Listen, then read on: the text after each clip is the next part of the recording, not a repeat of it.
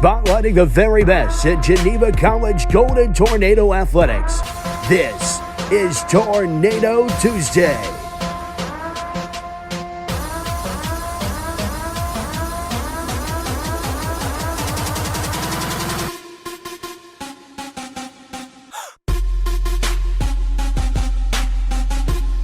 And now, here are your hosts, Van Zanik and Andrew Fee. Well, welcome back to Tornado Tuesdays. We are extremely excited to have some scores and games to actually report on for the first time in Tornado Tuesdays history, which is amazing. We've been able to go this far without some actual scores and such. So really just an exciting week. Men's volleyball kicked off their season last Thursday against Alderson Broadus and won 3-1. We'll be joined by Peter Barbato, who, in Chris Matthews' words, was serving fire on Thursday. And then women's basketball played at Franciscan Saturday and had the largest victory in Geneva PAC history, which is really exciting, Van. Yeah, I mean, I guess worth the wait, right? I mean, our Thursday was a special day for us, volleyball team, and 322 days between competitions, which I would imagine is probably the longest between any stretch in Geneva College history. So yeah, it was really exciting, but worth the wait. I mean, the volleyball team went down to Alderson Broadus and won in pretty impressive fashion. And then on Saturday, women's basketball, I mean, it's no secret that they've struggled over the last several years, and Coach Grinder came in a really strong recruiting class, and it paid dividends. I mean, got a great contributions from a lot of new faces, and they're really, really fun to watch. Like we've been kind of talking about, fast-paced, up-tempo type game, and they have. It seems like they have the personnel at this point to be able to pull that off. So we'll be joined by Tess later on, but really, really fun to watch. A great start from everybody. So let's hope that can continue. Yeah, I think. Men's volleyball obviously had a great season last year, so we expected it. To say, not that we are surprised, but we didn't know what to expect from the women's team. A lot of younger players. We enjoy watching Coach Grinder's style, but it always brings a little fear. But to have 4 players in double digits and some returners who didn't play as good as they maybe are expected to is a really good sign. And I think as a coach for Coach Grinder, I mean, I'm sure he loves the fact that they're flying under the radar. I mean, I can imagine what Franciscan's coaching staff was having to deal with. I mean, they had not seen Geneva play. All they knew, there was a bunch of new names on the roster. They had no video, nothing to be able to watch or prepare. So I'm sure it was very challenging for them. So I would think that score probably raised a few eyebrows across the conference with some of these coaches to realize that, we better circle Geneva when we play them, because this is not the Geneva of old the last couple of years anyway. And so it is exciting, and there's definitely talent level, and some of the upperclassmen, Emily Melnick's and Lauren Tipton, the upperclassmen really relying on them to score points. At least last year, for 2 previous years, and it's not like they had terrible games, but it wasn't like we had to get 20, 25 points from each of these players to be able to compete. In fact, Lauren had 14, I think Emily had 5, and so to be able to put up 85 points and not have your key contributors from a year ago have to put up those big numbers speaks volumes for the young people, the new faces, and really the balance that Coach Grinder has put together. So yeah, for sure, kudos to them. A really, really great start, and I'm looking forward to them getting on the home court here on Saturday. Yeah, and I think something we have to bring up, and I think Coach Concert probably dealt with this when the men's team was getting underway. I know they had a club team before that, but bringing all these new people together under a different style and really they meshed well out on the court for the first game, and they haven't played other than playing themselves in months. So I was just really impressed with the way they played together. Yeah, and he makes it very clear the style he wants to play, and it looks as though he's tailored his recruiting based upon that style. And so you have some diversity players in terms of their ability to be able to get to the basket, shoot the threes.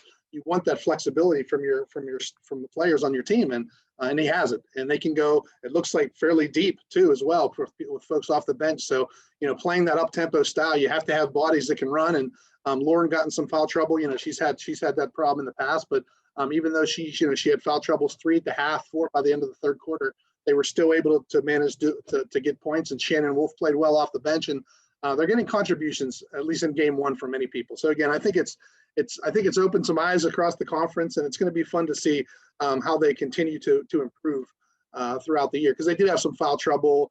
Free throw shooting, is a bugaboo. So I'm sure there's a lot of things that Coach Griner can point to, even though they won, that these are areas of improvement that we need to look at moving forward. And it could be challenging because it is such a short season, but when you're playing a smaller number of games, and I mean, you just never know how things are going to play out, and what players are back in terms of the conference, and how the COVID is going to affect the schedule as well. So exciting for sure, but there's still kind of a mystery, I think, in the conference. So we'll see how it plays out. Yeah, and I think just to recap, everyone probably knows this, but our men's basketball team just got out of quarantine later last week, so they'll be starting off their season this week. And then I also want to recap and thank all the supporters of the Fans in the Stands program. We're really sad that we can't have outside fans this year, but we have over 90 cutouts that will be in the stands for Saturday's game. And really exciting, and just thankful for that support. Yeah, absolutely. I mean, we've there's been a great response to that. We weren't sure how folks were going to respond to it, but whether or not it was just they wanted to have someone in the stands watching, or they just really wanted to support the athletic department, whatever the reason is, we're really glad for the response that we've gotten, and it will add a little bit to the ambiance of the field house without outside visitors coming to watch the game. But we are going to have as many as 100 students in the crowd, and they'll make themselves heard, I'm sure. So hopefully things will change throughout the semester. But yeah, at least we know we're going to have some different faces in the crowd when we tip things off here this weekend. Yeah, we'll definitely have some animals too by the yes, uploaded photos that I've seen. Yes, we will. So that will be a first. But we'll be right back with an interview with Tess Liggett. Welcome back to Tornado Tuesdays. We're joined with Tess Liggett, sophomore member of the women's basketball team, transfer. Really excited about the victory from last Saturday, and thanks for joining us. Coach Zanuck, I'll let you ask the first question. Pretty exciting, coming off the largest PAC women's basketball victory in school history. And last time they won by this many points, we were NAIA still. So yeah, Tess, I mean, first of all, congratulations on a great start for you. I know it's kind of a new world for you here coming to Geneva, originally just from right down the road in Columbiana. But just give us a sense initially, what made you choose Geneva? Why'd you make the switch over to Geneva in the first place? I saw that the team got a new coach and that he had a lot to offer. And I thought it was cool that he played Euroball, because I've had a couple people train me that played overseas. So I was just really interested in coming here. The campus is beautiful. So academically, tell us a little bit, like what are you majoring in? What do you hope to do after you graduate? Originally, I came here for civil engineering, and then I just recently transferred to environmental science. So I'm going to do that and then have a minor in math, and hope to find something in that field from there. Awesome. Well, Tess, the women's basketball team has struggled a little bit in past years and gone through some transition with Coach Griner. So just talk about how your transition was transferring in, how the team dynamic has been, and how you've been fitting in that way. Yeah, I thought the transition was really easy, actually, because all the girls on the team were very welcoming, and they made it just easy to play together, because he doesn't have like a bunch of set plays. It's all just knowing, how to play basketball and having to flow to everything. Yeah, I would imagine that it's pretty fun to play in this style. We've talked to Coach Griner several times about his style of play, and it makes things a whole lot easier when you have the talent around the team that's able to pull that off. And so, talk a little bit about the style. What do you look to do in this set of basketball? What are you being asked to do? He really wants us to push the ball and just look to keep the ball moving. And if we're going to drive in, drive all the way to the paint and either kick it out or go up strong. Just keep moving and sorry. Obviously, he talks a lot about, being able to do a lot of different things, being a versatile player, being able to shoot the three, but at the same time, transition, get to the basket. So it sounds like your skill set fits the offense kind of to a T. I would imagine that's one of the reasons you came as well, right? Yeah, actually, my high school team plays a lot like how he plays, how he runs everything. So it was a very easy transition, and I enjoyed playing that way. Talk about some of your teammates, Tess. Obviously you had a great game, 16 points, 26 minutes, but there's, a lot of people played well on Saturday.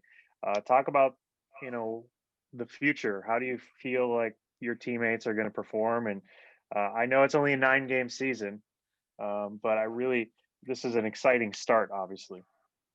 Yeah, I'm really excited. I thought it was really cool that we had 4 girls that scored double digits because you just don't see it that often. And all the freshmen I thought played really well for it being their first college game. It's always nerve-wracking and really exciting at the same time. And I just really enjoy playing with all the upperclassmen too, like the returners, because they've taught me a lot about what it's like here, what it's going to be like, and just they're very encouraging. So having to go through what all of us have had to go through here the last year with COVID and all those things, and you guys had your first game postponed because Westminster had some issues on their campus. So talk a little bit about how I know Coach has talked about having to pivot and transition and not really knowing exactly what things are going to be like, but how's that been for you with just kind of the uncertainty of the schedule and just kind of having to test all the times and making sure everyone's negative, all those types of things? How's that been for you? It's a little nerve-wracking just in the sense that if someone tests positive, it kind of sucks if we have to shut down and take that time off. It was really nice though to get a game in instead of just scrimmaging against each other, because it was just very exciting and a completely different environment than what we've had for the past 4 months. I think we've been practicing, so it's definitely been a different experience, but a fun one.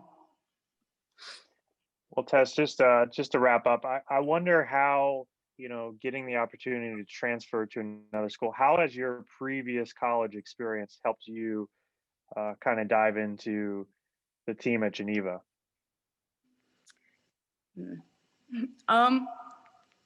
Just like learning how to click well with the team and see what everyone's strengths are and weaknesses are, and see where you can kind of fill in and just do your best with what your abilities are, and try and just like help the team out, I guess, in any way, not be selfish. Good. Well, we appreciate you spending some time with us today. Looking forward to the game on Saturday, and looking forward to a good rest of the season. Definitely, yeah. Thanks, Tess. Thanks so much. Yeah, thank you. Well, welcome back to Tornado Tuesdays. We're joined with Peter Barbato, junior, maybe senior. Still some decisions to make there of the men's volleyball team. Obviously, Peter coming off a great match last Thursday against Alderson Broaddus. You, as I mentioned before, Chris Matthews said you were serving fire with your 8 aces that tied a school record. So just talk about that game. Talk about how exciting it was to get back out on the court and play some competition. Yeah, I mean, it was just fun to be back with the guys actually competing and not being just stuck in the gym at home without any competition. So we got to practice all last fall together, and that kind of just created excitement, seeing all the guys kind of work together as a team and starting to get things down, and then being able to actually compete and seeing all the aspects of our game come together was really exciting, and to see everybody work together well. Yeah, so last year was a disappointing end. I mean, you're undefeated in the conference, COVID hits. Just talk about, you said it was so exciting to get back out there. Talk about the excitement for the season. I mean, that should be able to compete for a conference championship this year, hopefully. Yeah. Gotta be very motivating. Yeah, it is. To know we have high expectations for this year because of how last year ended. And we lost 2 really good players that were starters, but knowing that we still have really great guys on the team and good guys who came in, I think we definitely have another chance this year to compete for the title. And I'm excited to see how we play. Yeah, I mean, it's definitely some young guys, still a consistent group, the core group still intact. But what were some surprises from the Alderson Broaddus game, good or bad? I think for all of us, we were surprised on how well we all flowed together, just because there hasn't necessarily been, like, usually we have our fall season and we get to compete in a few games and kind of learn each other and how we're going to react on the court. And with only 12 guys on the team, it's hard to practice inter-squad. We have to do a whole lot of weird changes and stuff on the court to make everything work. So I think we were all surprised on how well we played together and how well everybody knew what they needed to do and what position to play and where the ball was going to go and what we needed to do to be successful. Well, on Tornado Tuesdays, we always look back in history. So I'll share this at the end of this episode as well. But Coach Concert at this date actually 4 years ago now resigned as the co-women's head coach. That's a mouthful, sorry. And then 2 years later, he was hired as the men's volleyball coach. So pretty cool story there. But talk about what Coach Concert has meant to the team in your development as a player.